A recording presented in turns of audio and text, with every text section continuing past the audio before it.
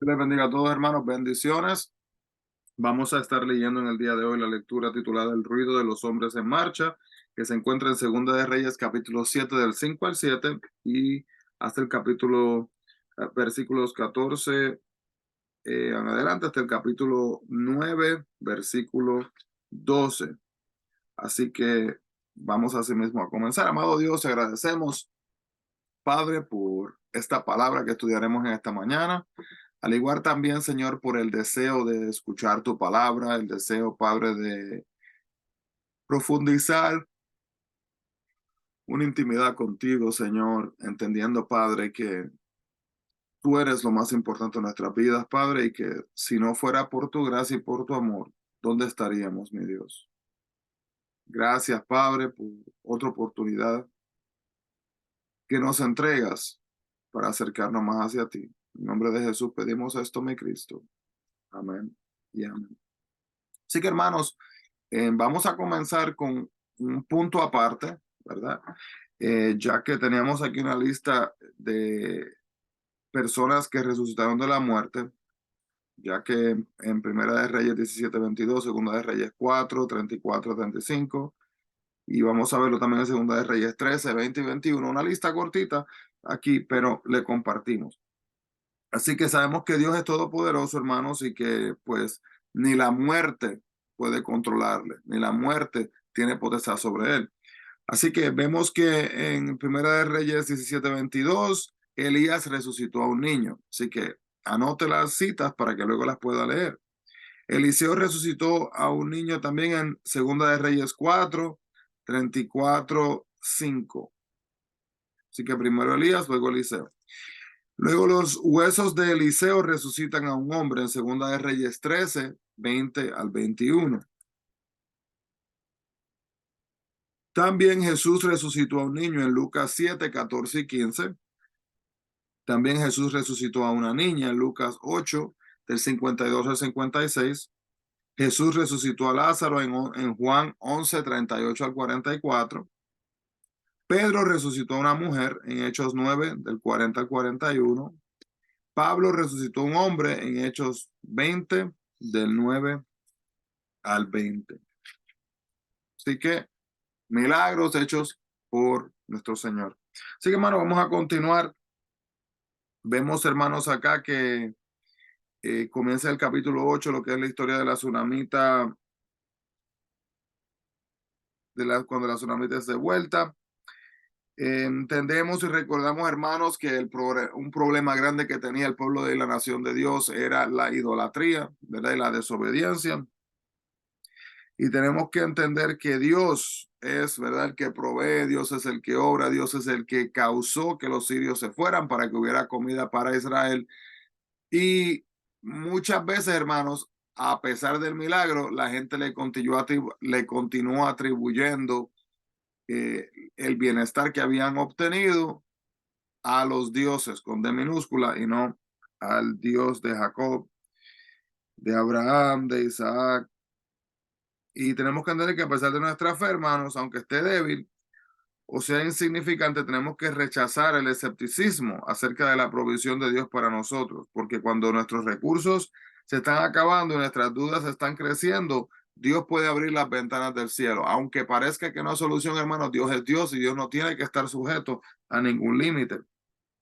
Esa historia que estamos mirando aquí en el capítulo 8 de Segunda de Reyes, aparentemente sucedió antes que los hechos registrados en el capítulo 5, porque los 7 años de hambruna supuestamente terminaron antes de que Giesi fuera castigado con lepra, si se acuerdan de esa parte.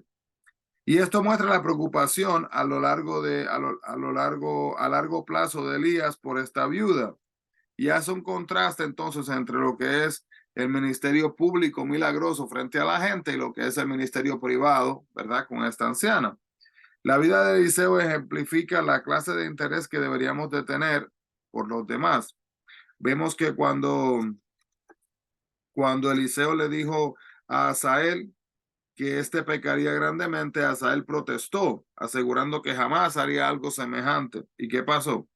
Pues él no reconoció su potencial personal hacia el mal, lo ignoró, por lo echó a un lado. Y muchas veces es fácil también, hermanos, que nosotros estemos así metidos dentro de lo que es el área del pecado y sin darnos cuenta nos dejamos llevar por lo que la otra gente está haciendo también, viviendo, practicando y ejerciendo literalmente ese pecado que está ahí presente. Pensamos a veces que nunca vamos a caer tan bajo, hermanos. ¿Quién planifica estar, ver en lo más bajo de sus vidas? ¿Quién planifica darle la espalda a Dios? Es una cosa que no surge así de la nada, pero muchas personas, pasito a pasito, poco a poco. Debemos de echar un vistazo más bíblico y más realista, hermano, al hecho de que estamos siendo atacados, tentados, hay tentaciones que nos rodean y tener cuidado de que no vayamos a caer en estas, para así que Dios nos dé la fortaleza para resistir el mal. Las palabras de Eliseo cerca del trato de Hazael hacia Israel se cumplieron parcialmente en el capítulo 10, 32 y 33, que lo veremos luego.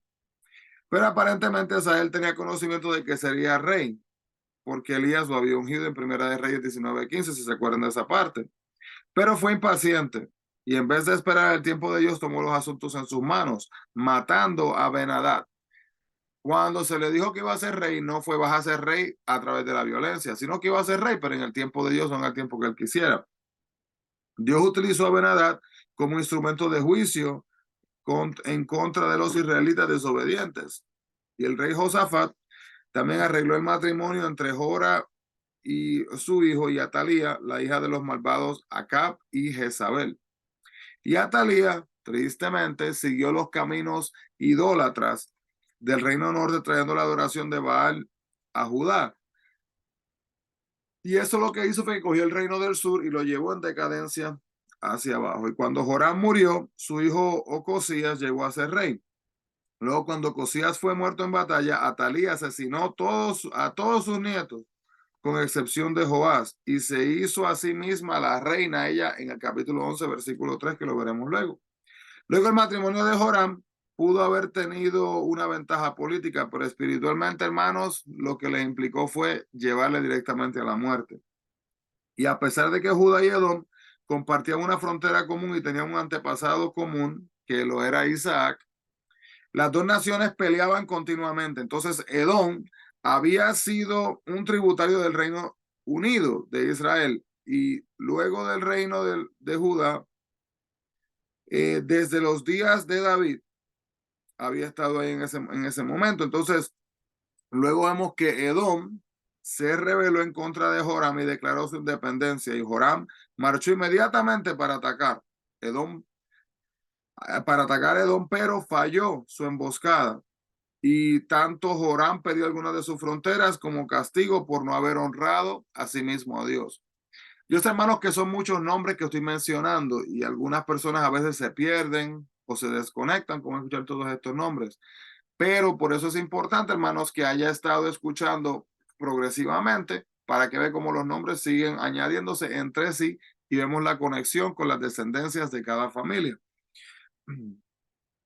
Entonces, vemos luego que Ocosías era el único hijo que quedaba de Joram de Judá, y a pesar de que era el hijo más joven, tomó el control porque el resto de sus hermanos habían sido llevados al cautiverio cuando los filisteos y árabes los atacaron sorpresivamente en Segunda de Crónicas, si se acuerdan de esto, el capítulo 21 de 16 al 17.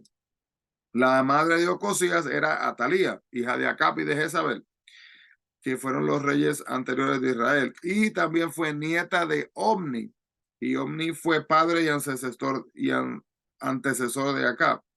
Pero la maldad de Acab y Jezabel, hermanos, se extendió en Judá por medio de Atalía, tristemente. Jezreel era el lugar donde se encontraba el palacio de verano de los reyes de Israel, y ceñirse los lomos hacía más fácil el correr. Para poder entender esa parte de esa lectura. Y vemos entonces, hermanos, que déjeme, eso va, ese que le acabo de decir ahora, donde dice, se le voy a leer el versículo para que podamos hacer la conexión. Segunda de Reyes 9:1 dice: entonces el profeta Eliseo llamó a uno de los hijos de los profetas y dijo: ciñe tus lomos y toma esta redoma de aceite y en tu mano y ve a Ramot de Galaad. Así que eso hacía que se pudiera mover más rápido. Entonces vemos que Elías había profetizado que mucha gente sería asesinada cuando Jehú llegara a ser rey. Eso fue en Primera de Reyes 19, 16 y 17, ya en el libro anterior. Por lo tanto, Eliseo aconsejó al joven profeta que saliera del área tan pronto como entregara su mensaje. Y antes de que comenzara la masacre, las acciones de Jehú parecen terribles al matar a los parientes y amigos de Acab. Pero el culto, hermano, fuera de control, las acciones las acciones de Jehú, ¿verdad? Parecen, como digo, parecen horribles, pero a Baal,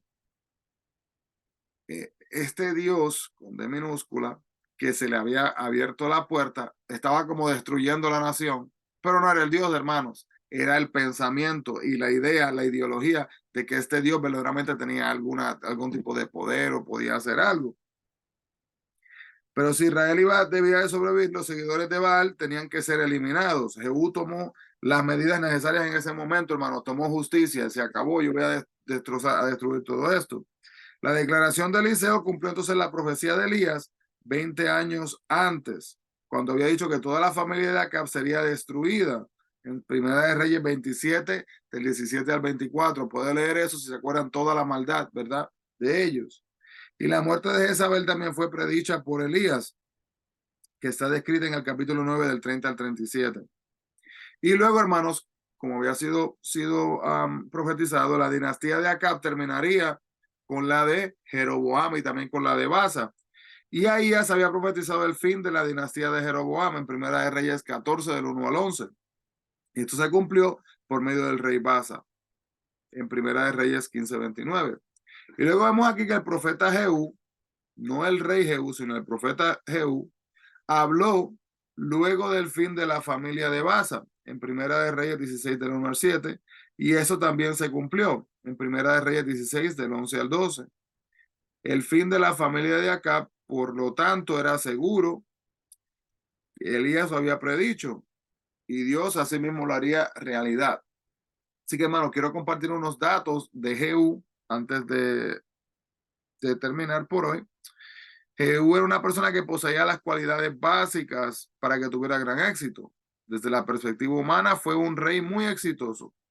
Su familia fue la que más gobernó en el reino norte y Dios se valió de él como un instrumento para castigar la malvada dinastía de lo que fueron Acab. Y también atacó valientemente a la adoración de Baal y se acercó mucho a ser el tipo de rey que Dios quería. Pero, pero, muchas veces hay un pero, ¿verdad? Imprudentemente fue más allá de los mandamientos de Dios y no pudo seguir siendo obediente. Cuando tenía la victoria al alcance de sus manos, prefirió resignarse a la mediocridad. Él fue un hombre que actuó rápidamente, pero sin tener un propósito supremo. Su reino avanzaba, pero su destino no era claro. Eliminó una forma de idolatría, la adoración a Baal, solo para continuar con otra, la adoración de los becerros de oro que Jeroboam había instalado.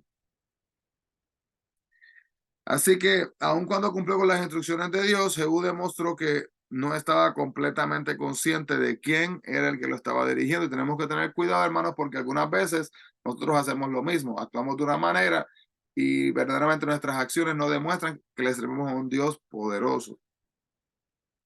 Cosas que podemos aprender de Jehú. Él tomó el trono que tenía la familia de Acab y destruyó su malvada influencia. Fundó la dinastía más larga del reino del norte. Fue ungido por Elías y confirmado por Eliseo. Destruyó también la adoración a Baal, como dijimos. Debilidades y errores, cosas que podemos aprender, ¿verdad? De las cosas que hizo para que no las practicáramos. Él tuvo una visión imprudente acerca de la visión de la vida que lo hizo temerado y propenso al error. Adoró a los becerros de oro en Jeroboam también, tristemente. Y se dedicó a Dios solo hasta el punto donde servía a sus propios intereses. ¿Qué lecciones aprendemos de su vida? Un compromiso valiente necesita control porque puede acabar en la imprudencia. Así que, hermanos, todo pero balanceado. La obediencia incluye tanto la acción como la dirección. Toma lugar esa historia en el reino del norte de Israel. Ocupaciones, él fue comandante del ejército de Joram, rey de Israel también. Los familiares, el abuelo fue Nimsi, su padre fue Josafat y su hijo fue Joás. Y contemporáneos a él fueron Eliseo, Elías, Acab, Jezabel, Joram y Ocosías. Sí, hermano, muchos nombres, muchas historias, espero que puedan hacer la conexión. Y no se olviden, hermanos, que cuando escuchamos estas historias, no la miren como literatura, mírenlo como una aplicación para nuestras vidas de los errores y de las victorias de otras personas. Así podemos aprender nosotros y sacamos algo para aplicar. Amado Dios, gracias, Señor, por estas lecciones que escuchamos y que aplicamos a las vidas de cada persona que nos rodean para la gloria y la honra de tu nombre. Te pedimos, Señor, que continúes guiando nuestros pasos y ayudándonos a que seamos fieles hacia ti diariamente. Te agradecemos la oportunidad que nos das día tras día de servirte. En el nombre de Jesús pedimos esto, mi Dios. Amén y amén. Dios le bendiga grandemente, hermanos. Bendiciones a todos. Y no se olviden, busquemos la presencia del Señor.